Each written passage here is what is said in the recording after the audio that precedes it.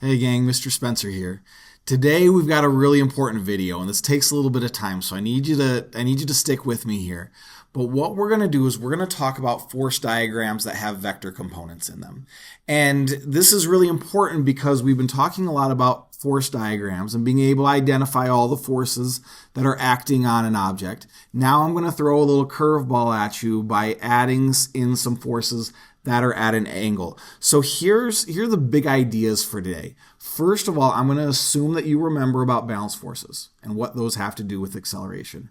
I'm also going to assume that you remember how to do the basic trig functions like sine, cosine, and tangent. If you need help with those, come talk to me or look back at the notes that we have previous. But what we're going to do here is I'm going to give you an example of how to create a quantitative force diagram when you have forces at an angle. In other words, what's going to happen is I need you to calculate all the up and down and side to side forces that are acting at it are on an object. And then I'm going to give you some practice problems to see how well you get it. So let's do this. Okay, just as a review, we've talked a lot about balance forces. We've talked about that when an object isn't accelerating, meaning the velocity is constant or the velocity is zero, we can assume that you have balance forces acting on the objects. That means that the horizontal forces, the left to right forces, okay, those all equal each other. All right, same thing. The vertical forces, the up and down forces, those all equal each other. So if I add what's going on to the left, and that will equal all the forces that are going to the right. If I add up all the forces that are going up, that will equal all the forces that are going down. Likewise, well, actually, no, let's do an example of this. So let's say I've got this example right here where I have these two forces. I have an upward force of 200 newtons and a downward force as well. If these have a net force of zero, meaning the forces are balanced, well, I know that the upward force is going to equal the downward force. So in this case, if I have 200 newtons acting up, that means I also have 200 newtons acting down. Same thing here. If we're doing our horizontal forces, if I have 150 newtons going to the right, or sorry, that's to the left, then that means I'm going to have 150 newtons going to the right. This one, same idea, a little more complicated, but if I have 20 newtons acting to the right, what's going to be, left and right is hard today. If I have 20 newtons that are going to the left, what do I have going to the right? In this case, it's going to be the same thing, so 20 newtons. But what happens with my up and down stuff? Okay. Well, I have to take a look at this, and remember, upward forces are going to equal downward forces, and in this case, I have a block with a mass of 5 kilograms. Well, think back to when we started talking about weight. Okay, weight is just mass times acceleration due to gravity. So I could calculate that by taking our 5 kilograms and multiplying that by our 9.8 meters per second every second. And that's going to give me 49 newtons. Well, if I have 49 newtons of weight, that means I'm going to have an upward force that is the same. So that is also going to be 49 newtons. See how that works? Okay, we've got that. Real fast trig review. Remember, this is something that I'm assuming you know, so if you're having a hard time with it, we can talk through this. So let's assume that I have an applied force that's of 450 newtons. It's acting at a 20-degree angle.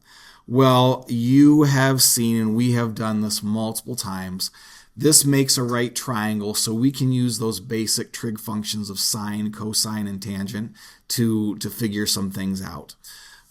We've talked about how to label sides. I know that this is my hypotenuse. I know that if this is my theta, then this will be my adjacent side, and this will be my opposite side. And then I told you that fun story about Mr. Malowitz back in the day in SOHCAHTOA, the idea that the sine of theta, that value there is going to be equal to the opposite side divided by the hypotenuse. Cosine of theta is going to be adjacent divided by hypotenuse, and TOA is tangent of theta equal opposite divided by adjacent. We're going to use these today, so I just wanted to remind you of that. Now, here's the problem. What do we do when we start getting force diagrams that look like this, where we have multiple forces going in one direction? Or specifically, what do we do when we start having force diagrams where you have a force that's at an angle? That's what we're going to try to figure out today. So let's take all these ideas, let's put them to use. Here's the example that I have for you. Let's say that we have an 8-kilogram box. It's being dragged by a rope at a 22-degree angle with 50 newtons of tensional force. What I want you to do, or what we're going to do together, is draw a force diagram and calculate all the horizontal and vertical forces that are present. Now, I want to give you a plan of attack for when you're doing this. When we are solving force diagrams that have vector components, it's really important that you have identified all of those forces that, like, the easiest ones are probably going to be the side-to-side forces and the up and down forces. When you get the forces that are at an angle, like in this case, it's that tensional force, what I have to remember is I want to put everything into up and down or side to side. So I'm going to need to take that angled force and I'm going to need to break it apart into its horizontal components and its vertical components. Once we've done that, remember, we're assuming that all of these are balanced. So I know that the side-to-side forces are going to balance each other out. I know that the up and down forces are going to balance each other out. And what I can do is kind of use those clues to figure out how to calculate all of those other forces. Let's do this together. All right. Let's say, once again, this is what we went through here. What I want to start off by doing is identifying all the horizontal and the vertical forces. So if I'm doing horizontal, so I'm thinking side to side. Okay, in this case, we're dragging it along with this rope. So it's going to be resisting that. So that I'm going to have a force of friction because, once again, we have this rope that's dragging it along. The rope is what's pulling it along. So that's going to, we'll talk more about that later. But when we come to our up and down forces, it's got weight.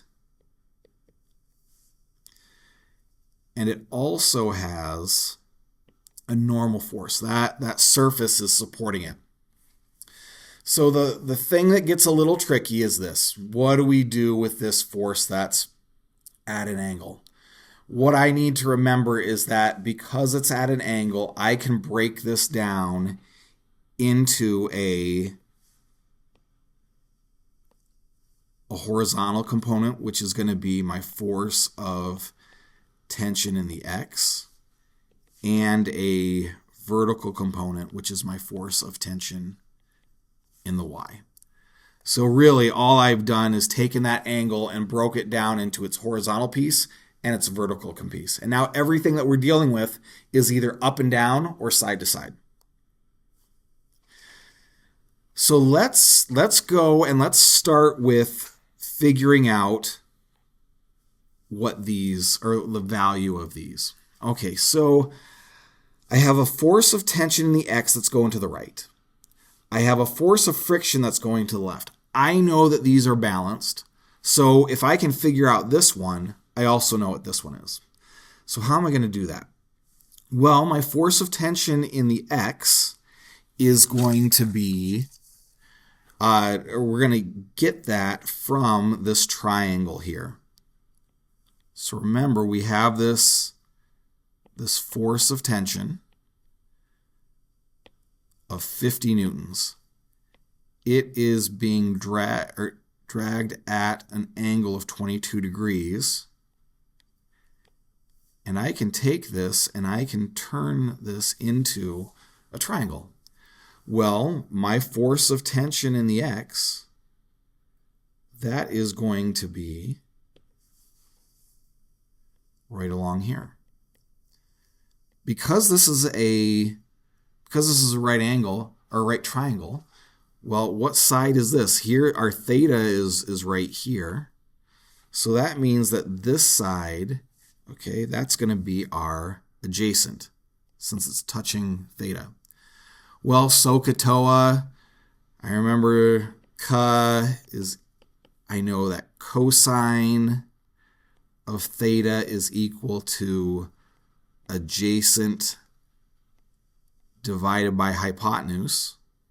Okay, so I've got my cosine of 22 degrees, and I'm going to let my calculator figure that out for me, is equal to the adjacent, which is our force of tension in the x, divided by the hypotenuse, which is 50 newtons. I want to figure out what this force of tension in the x is. That's going to be one of my horizontal components. So I'm going to do the algebra here to solve for force of tension in the x. And that is going to give me 50 newtons times the cosine of 22 degrees. And then I get my force of tension in the x. And I have to look, I did this already. I have to find this.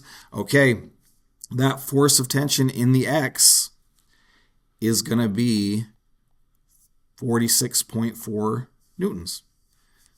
So that means if this is 46.4 newtons, then this one, our force of friction, is also going to be 46.4 newtons. So there, we've got our horizontal stuff taken care of. Now it gets a little tricky. Now we have to figure out the up and down stuff. And what makes it tricky is we've got 2 upward forces and 1 downward force. Well, I can't do this all at once. So what I'm going to do is I'm going to try to figure out what I can figure out and then go from there. So let's see here. I know that our force due to gravity is going to equal mass times acceleration due to gravity. So that's going to be 8 kilograms times 9.8 meters per second every second. And that's going to give me, I have to look this up, 78.4 newtons. Okay, this is what you need to remember.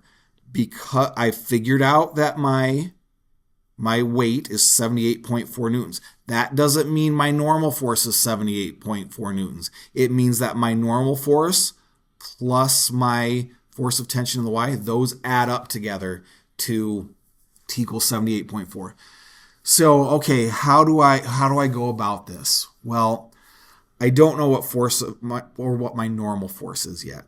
Let's figure out what my force of tension in the y is. And we're going to use the exact same idea that we just did. But this time, instead of solving for the horizontal component, now we're solving for the vertical component. So I want to figure out what my force of tension in the y is. So just to go over this again, here's my theta. And if this is my hypotenuse, this side is going to be my opposite because it's opposite theta. So I have to think about this again. Thank you, Mr. Malowitz. All right, here we go. So, which means that my sine of theta is equal to opposite divided by hypotenuse. So my sine of 22 degrees is equaling my opposite, which is the force of tension in the y, divided by the hypotenuse, which is 50 newtons. I solve for force of tension in the y by taking 50 newtons and multiplying that by the sine of 22 degrees. And when I do that, I have to look at my notes. Force of tension in the y is going to equal 18.7 newtons. So I know that this guy is 18.7 newtons. All right, we're doing well. One last part. I know, or I need to figure out now, what is my normal force?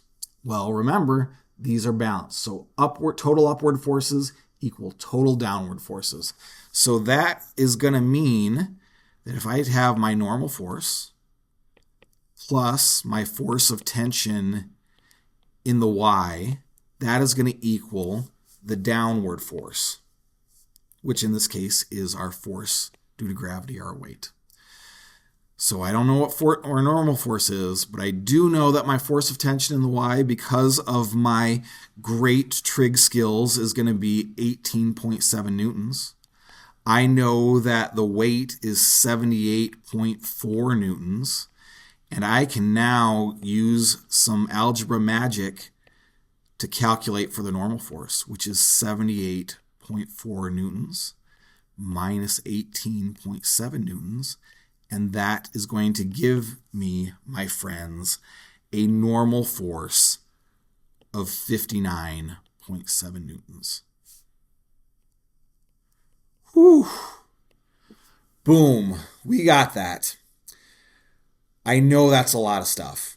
I know that it's gonna take some practice. So here's what I want you to do is in the guided notes, I have some practice problems for you. I want you to try those out. I want you to work through those.